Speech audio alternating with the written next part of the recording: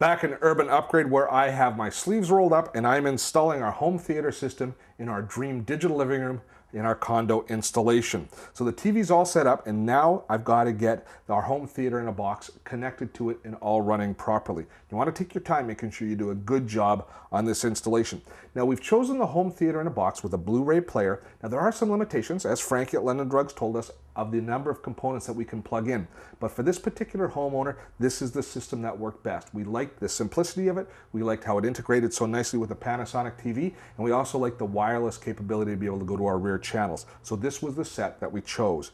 Now, this has a built-in Blu-ray player. We only need one DVD player because the Blu-ray player will play all of our older legacy DVDs as well. As far as the sound system goes, it's a complete surround sound system. So there are 1, 2, 3, 4, 5, 6 speakers. We have our right and left front channels, our right and left rear channels, a center channel, and a subwoofer. Now, in some condo installations, you might not want to install a subwoofer because it might be too thin a walls, or it might be against an outside wall that your neighbors are at, and so the vibrations might bother your neighbors.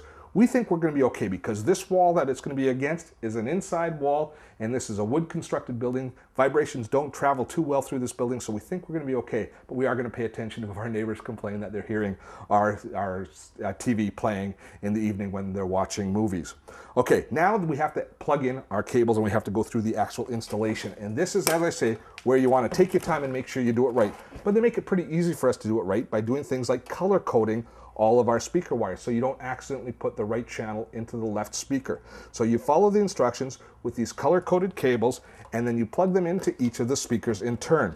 Now, each of the cables has a blue as well as a white lead, which plugs in here into the back of the speakers, as well as speakers have mounts to allow us to wall mount them or to put them on stands, as well as the floor mounts that they ship with. We're going to leave these on floor mounts for this particular installation. So the front is pretty straightforward. You're going to wire in your center, right and left, and subwoofer, and that's a very straightforward, normal wiring process.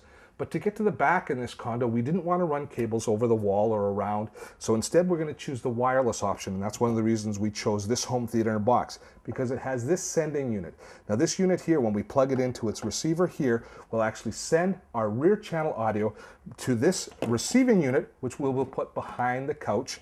It will plug into the wall using the AC adapter there. And here we have our right and left rear channels where we're going to wire in those rear speakers. And that's going to give us a nice, clean, and elegant installation.